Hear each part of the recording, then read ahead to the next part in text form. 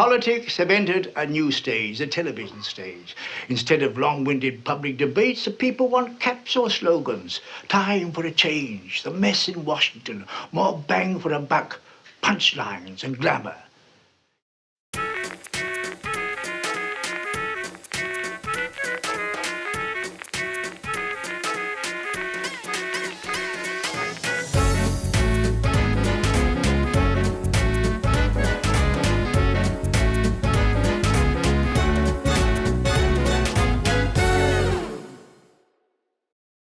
He's one of history's most iconic and wholesome television stars. But years before Andy Griffith ever became the lovable Sheriff of Mayberry, the North Carolina native spent his high school and college years pursuing his love for acting and music. He also had a natural talent for long-form comedic storytelling, which he put to good use as he and his then-wife, singer Barbara Griffith, performed on tour together. One of Griffith's standout comedy monologues, which was recorded and released as a single in 1953, was a huge seller and began to open doors to bigger and better things.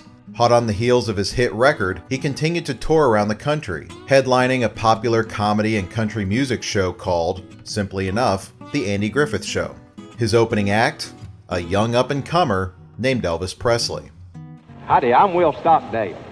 I'm fixing to tell you some of the things that happened to me in the draft, which I knew about didn't get into in the first place.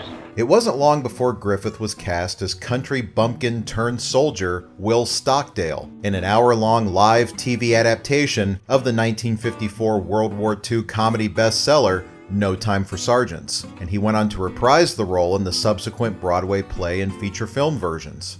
During the Broadway run of No Time for Sergeants, Griffith met with acclaimed Hollywood director Elia Kazan, who was currently developing his next feature film, A Face in the Crowd, a dark and somewhat satirical political drama that required a powerful actor to successfully fill the maniacal lead role of Larry Lonesome Rhodes, who, like Griffith, was a charismatic Southern fried storyteller and guitar player. But in actuality, his character was more like the bizarro version of Griffith, a boisterous, manipulative, and unlikable creature.